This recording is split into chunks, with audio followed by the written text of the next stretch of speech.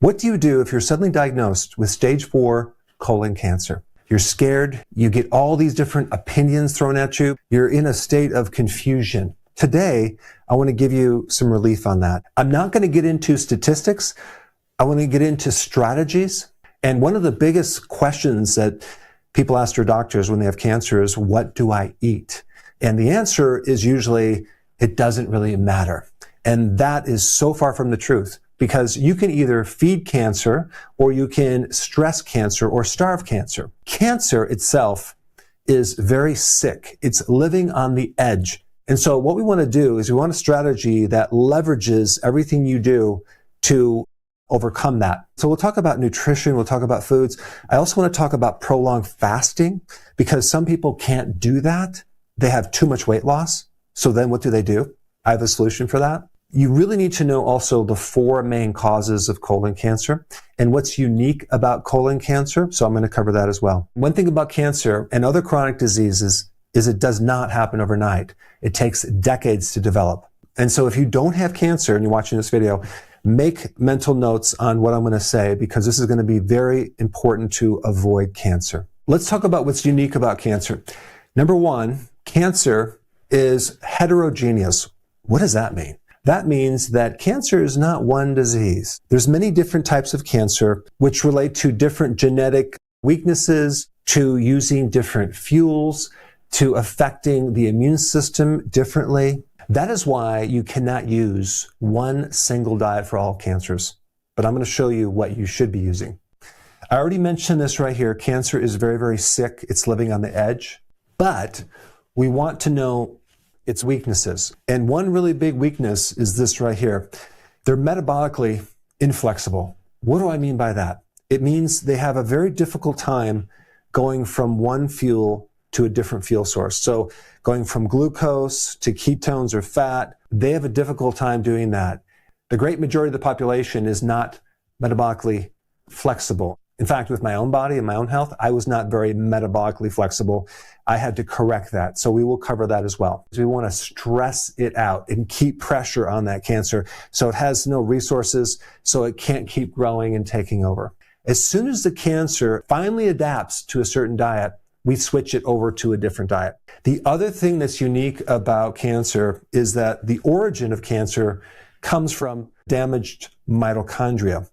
Mitochondria are the energy factories of the cell. What happens with cancer is when the mitochondria becomes damaged, as a survival mechanism, the body will then switch to an ancient pathway called glycolysis. This is a plan B with fuel for cancer. When the cancer cell goes into this mode here, it cannot produce very much energy.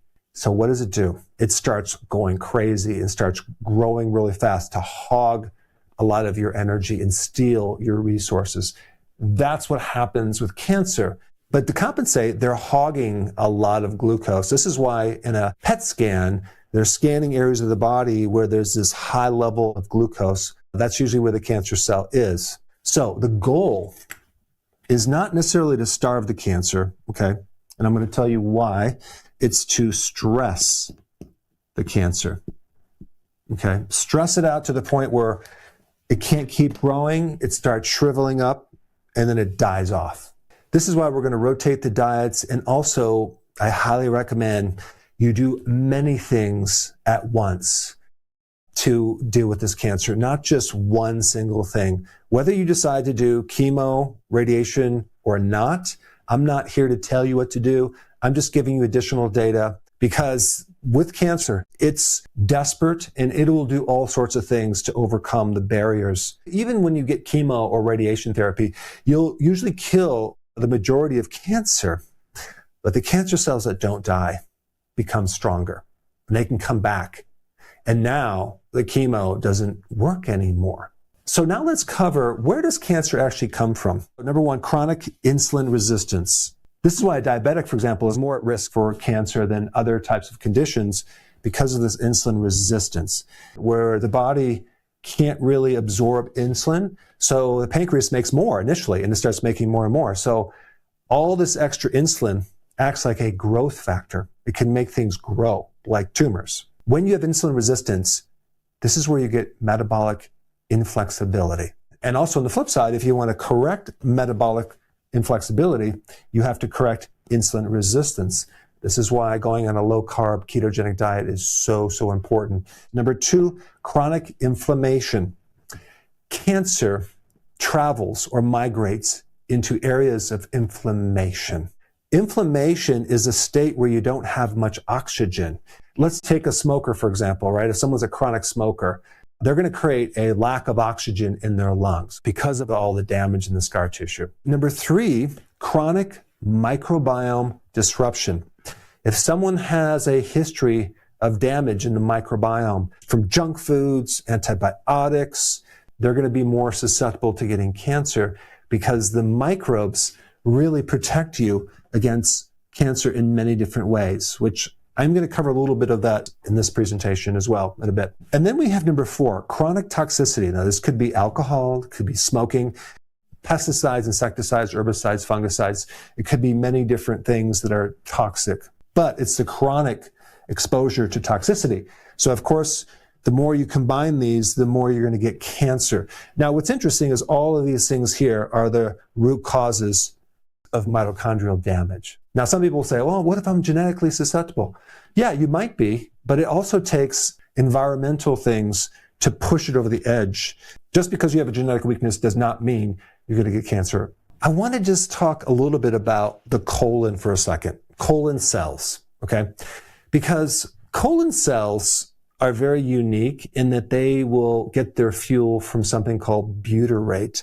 And butyrate is a chemical that comes from a microbe eating fiber. And then they produce this chemical called butyrate, and that's like the primary fuel for the colon cell. And so butyrate strengthens the lining, it helps feed the colon, it's anti-inflammatory. And this is where people get, oh, you need to consume more fiber to prevent cancer. But there's a paradox here, okay? Fiber can also make things worse. Fiber can actually inflame your colon. Fiber can make you bloated. And this is why people that get bloating in SIBO, it's called, small intestinal bacterial overgrowth, do very well with the carnivore diet, which is like no fiber, no plants, no nuts, no beans, no grains, anything, okay? If you had a history of antibiotics starting as a child, or maybe you were never breastfed, so you didn't have those normal microbes from the mother, that can be a problem later in life because now the microbes are not balanced in a way to deal with the fiber. And a lot of people, they don't have the microbes to even break down the fiber. So this is why you can have two people eat the exact same thing. One person feels like they're pregnant, the other person is just fine. It's all about the microbes and what microbes you have and where those microbes are located. And I have a lot of videos on that topic, and I will put some links down below. Now, the one thing you need to know, the worse the cancer is as far as prognosis, the more you need to do, it's called prolonged fasting, because prolonged fasting gives the cancer cells no fuel and a lot of stress. And I've had people do it up to like even 30 to 40 days and actually get rid of their cancer. So what can you do? The fasting mimicking diet. It mimics fasting as far as the results because you are consuming some calories, between 700 to a little bit over 1,000 calories a day, but you're going low protein, low carb, and low fat. If you don't have cancer, you should start doing smaller, prolonged fasting cycles, whether it's 3 days or 5 days, every so often, because that's one of the most powerful things to kill cancer. Cancer cannot live in a fasting state. A couple other really important things to add to the mix are high doses of vitamin D3, minimally 30,000 IUs of vitamin D3. But vitamin D is the most important nutrient for your immune system. It's also going to help support the mitochondria. Now, if you can be outside in the sun, that would be awesome as well, because the sun doesn't just give you vitamin D, but it can give you other things too, like infrared, which actually is going to heal the cells from a different angle, and also oxygen, to get as much oxygen as you can, whether it's a hyperbaric chamber or it's basically exercise. Walking, very important because cancer doesn't like oxygen.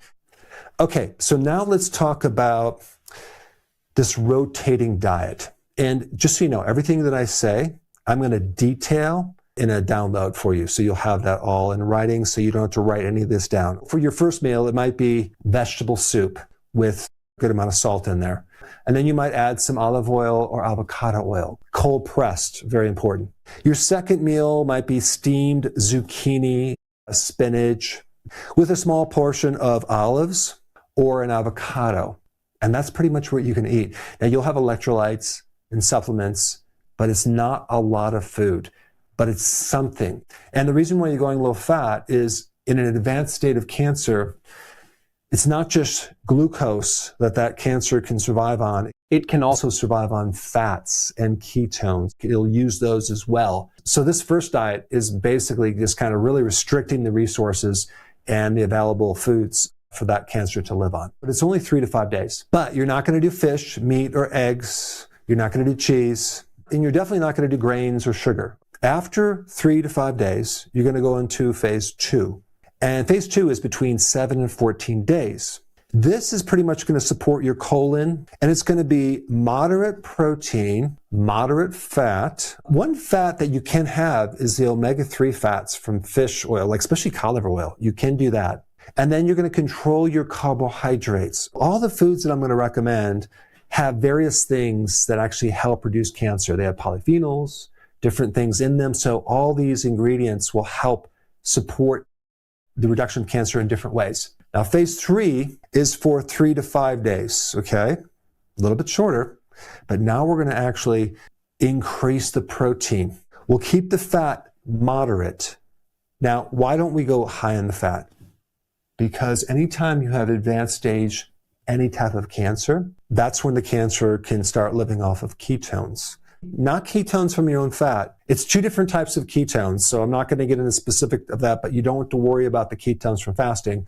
You just have to worry about going too high with the fat. So now we're getting into 6 to 8 ounces and then moderate protein, and we're going to go low carb. So what's going to happen? The cancer is going to start to want to adapt to that, but we're going to then switch it after 3 to 5 days. So we're just going to take these 3 things and keep rotating them and not give the cancer a chance to adapt. That's what the strategy is. Some key nutrients: vitamin D3, zinc, omega-3 fatty acids, polyphenols, turmeric, cruciferous vegetables, herbs and spices are good. Green tea is going to be very important. Fermented vegetables like sauerkraut, if you can tolerate it. We're going to support the body. We're going to support the mitochondria. We're going to support the immune system.